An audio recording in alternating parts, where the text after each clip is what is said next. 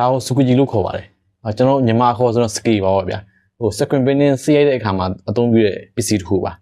အဲ့တော့ဒါလေးကိုဘယ်လိုအသုံးပြုရလဲဆိုတာလေးကိုကျွန်တော်ပြပြပါမယ်ချက်ကြည့်အောင်အခုဆိုရင်ဒါစီးရိုက်တဲ့ဘောင်ပေါ့ဗျာနော်အပေါ်မှာကျွန်တော်ဒီဟာလေးကိုသုံးပြီးတော့စီးဆွဲပြပါဘယ်လိုမျိုးဒီကောင်ဘယ်လိုအသုံးပြုရလဲဆိုတော့အဓိကပြပြပါနော်ဒီနေ့ကြည့်ရအဆင်ပြေနော်အဲ့တော့ဒီကောင်ကိုဘယ်လိုသုံးရလဲပေါ့ဒီကောင်ကလည်းပြောမယ်ဆိုရင်ဟိုအပြော့အမာတွေရှိတယ်ဒီကောင်ကဒါ65လောက်ရှိမယ်ဗျအထူဟိုသူ့ရဲ့အပြော့အမာပေါ့နော်ဒီကောင်လည်းနည်းနည်းပြော့ရတယ်မှာတော့ပါတယ်ဗျအဓိကကိုကအသုံးပြုရမယ့် squeegee ကိုအရင်ဆုံးရွေးချယ်ဖို့လိုတယ်ဆိုချင်တာကိုကဟို beginner level မှာဆိုရင်တော့ squeegee အထူကြီးမသုံးတော့ကောင်းဆိုချင်တာအမှ80 85တွေပေါ့ဗျအဲ့ဒါတွေမသုံးတာကောင်းတယ်ဗျ65 90 85လောက်သုံးမယ်ဆိုရင်တော့အဆင်ပြေတယ်ဗျအဲ့တော့ဒီကောင်ကတော့ဒါ65လောက်အထူရှိပါတယ်နော်ဒါနည်းနည်းလေးပြော့ရတယ်မှာပါတယ်တော့ပြောလို့ရတယ်ဗျနော်အဲ့တော့ဒီကောင်လေးကိုကျွန်တော်ဘယ်လိုသုံးပြရလဲပေါ့အဲ့တော့ squeegee ကိုကင်တဲ့ခါမှာအရေးကြီးတာကျွန်တော်ကဟို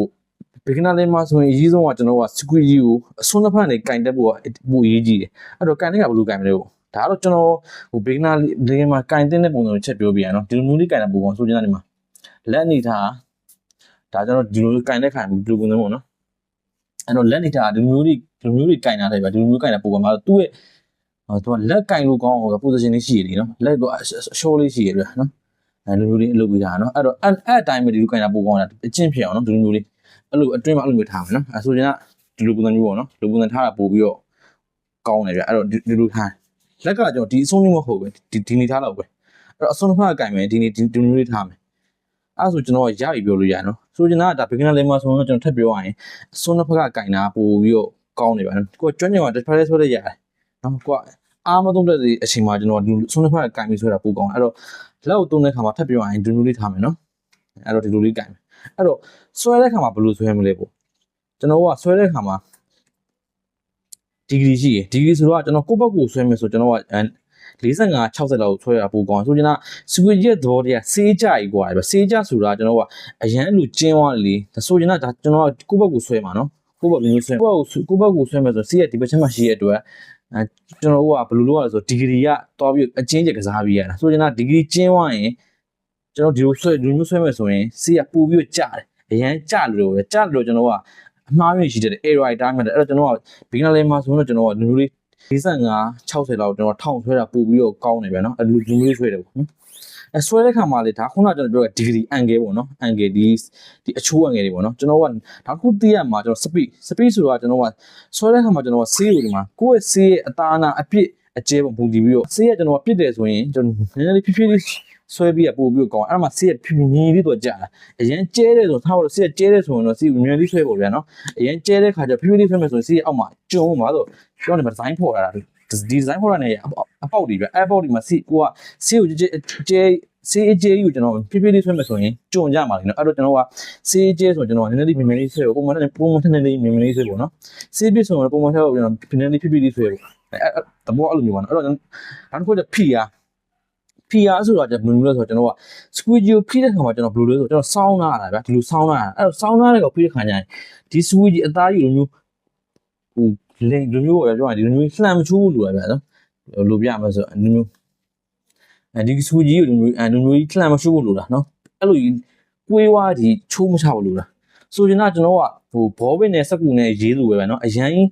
်ဖိကြတယ်မလို့ဗျာဆိုရင်တော့ခုနလိုပဲဟိုဘောပင်နဲ့ကျွန်တော်စက်ကူနဲ့ရေးတဲ့ခါမှာအရန်ဖိမယ်ဆိုရင်အောက်တွေကျွံကြမှာလေနော်ဟိုမှင်ပေါက်တာတော့ဘာဖြစ်မှာလဲနော်အောက်စက်ကူဟိုဘောလှန်တဲ့ခါကျရင်အရာကြီးထင်တာတော့မှင်နေပေါက်တာအဲ့လိုမျိုးရှိတယ်တဘောကအဲ့လိုပဲကျွန်တော်ကဖိတဲ့ခါကျရင်လည်းကျွန်တော်ဒီဝီကြီးအသွားနဲ့ဒီအောက်ချီကအထည်ရဲ့ကျွန်တော်ကညီနေမယ်ဆိုရင်ဆိုဖိရလေးမှန်နေမယ်ဆိုညီနေမယ်ဆိုရင်ရရင်အရင်ဖိကြတယ်မလို့ပြရနော်အဲ့တော့ကျွန်တော်ဘလူးဖိတယ်ဆိုကျွန်တော်ပုံမှန်ဖိရလောက်ဖိရင်ရပါတယ်အဲ့ဒါလည်းကိုယ့်ရဲ့အင်ကြီးအသားနဲ့ဆေးရဲ့အပြည့်ကျတဲ့ဆိုင်သေးရနော်ကိုယ့်ရဲ့ဆေးကအရင်ပြစ်နေတာကျဲနေရလားအရင်ပြစ်တဲ့ဆိုရင်ဆေးကအရင်ပြစ်တဲ့ဆိုရင်တော့နည်းနည်းလေးပို့ပြီးဖိရအပိုင်းမျိုးတွေရှိတယ်ဗျာနော်အဲ့တော့ကျွန်တော်ဖိတဲ့ခါမှာလည်းပုံမှန်လေးဖိယူရအချက်နဲ့ဖိယူရအချက်နဲ့ဖိယူလို့ကိုကဆေးကြရဆိုရင်ကြာဆေးမကြောက်ဆိုထပ်ပြီးနည်းနည်းလေးပို့အားဆိုင်ပေါ့နော်အဲ့တော့ကိုယ့်ရဲ့ဖိရကိုယ့်ဘောက်ကိုပဲစမ်းသပ်မှာနော်အဲ့တော့ဖိတဲ့ခါမှာထပ်ပြောရမယ်ဆိုကျွန်တော်ကဟိုsqueegee ဘယ်လိုဆွဲရလဲဆိုတော့ speed ရယ်ခုနကပြော speed ရယ် degree ဆိုဒီလိုအချို့ဗျာနော် degree pressure ဆိုတော့ကျွန်တော်ကဒီလို ဖိအားခုနကျွန်တော်ပြောဖိအားဘယ်လောက်ဖိအားသုံးပါလဲအဖိအားကိုကျွန်တော်တို့ကအဖိအားခုန speed ရဲ့ digit pressure အသုံးခြင်းတဲ့ပေါင်းကျွန်တော်ကစီးဆွဲပြရနော်မျိုးလေးအဲ့ဆိုတော့ကျွန်တော်တို့ကဒါစီးရိုက်တာကိုကျွန်တော်ကသိရဆိုတော့မှကျွန်တော်များလေ့ကျင့်မှုလိုသေးရနော်အဲ့တော့ထပ်ပြီးတော့ကျွန်တော်ကသိရမှာလဲဆိုတော့ကျွန်တော်ကဟိုကြာလာရင်ကျွန်တော်ကဘာဖြစ်လာဆိုတော့လက်တွေနားတယ်ပဲရှိတယ်ဗျဒါတရားတစ်ခုကတော့ဟို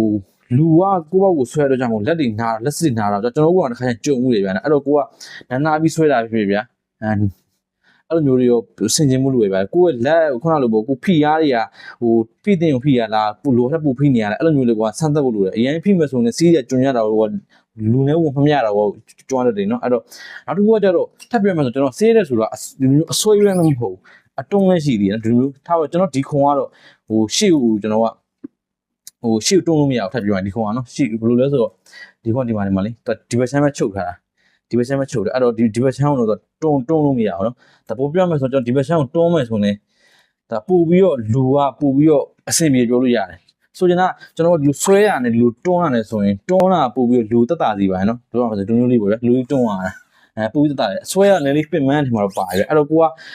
ဟိုလူလက်တက်တာခြင်းနဲ့ဟိုဟာဖြစ်နေဆိုတော့ရေရှည်သီးကိုလှုပ်ရှင်နေဆိုတော့တွန်းတာပို့ပြီးတော့ကောင်းတယ်တော့ပြောလို့ရတယ်ဗျအဲ့တော့တွန်းတဲ့ခါမှာကိုဘယ်လိုတွန်းရမလဲဆိုတော့ပုံမှန်ထက်နေကျွန်တော်က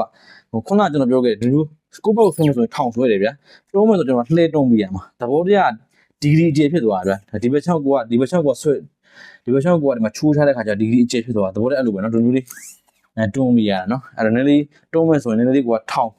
ဒီဟို sorry ခုနလေးကဆောင်းထားပြီးတွန်းမယ်ဆိုရင်ရှာအဲ့တော့တွန်းတာပို့ပြီးလူတက်တာစီပါနော်ဒါထပ်ပြောမှဆိုတော့အစွဲနဲ့အတုံးနဲ့ဆိုတော့အတုံးကပို့ပြီးကောင်းတယ်ပြောလို့ရတယ်နော်စေးသားလည်းပို့ပြီးတော့ညီရဲထင်မှာတော့ပါသေးတွန်းတဲ့ဟာကြတော့နော်ကျွန်တော်ဆွဲတဲ့ခါလူနဲ့ပြင်မှန်းတယ်အဲ့လိုတော့ရှိတယ်နော်ဒါကတော့အတုံးနဲ့အဆွဲနဲ့ဘယ်လိုကွာလဲဆိုတော့ကျွန်တော်တစ်ခါလေးပြောပြီးတယ်ပါနော်အဲ့တော့ squeeze ယူကိုင်းတဲ့ခါမှာခုနကျွန်တော်ပြောခဲ့ speed digit pressure တခြားမှန်မှုလို့သလိုဒါတို့ကကြတော့ကိုကဒီ squeeze ယူကိုင်းတဲ့ခါမှာလဲခုနအစွန်းတစ်ဖက်ကနေတခြားကိုင်းမယ်ပြီးတော့ကိုကတွန်းတာအာတာဆွဲအာတာအဲ့ဒါလေးကိုကတခြားလေးလေ့ကျင့်ကြည့်မယ်ဆိုတော့အဆင်ပြေအောင်နော်အဲ့တော့ဒါတော့ကျွန်တော် beginner level အတွက်ဦးစားပေးပြီးတော့ကျွန်တော်တိတလောက်တက်တလောက်ကျွန်တော်ဖြောက်ပေးတာအားလုံးကျေးဇူးတင်ပါတယ်ကျွန်တော်လမ်းပြကြည့်ကြုံမျိုးပါ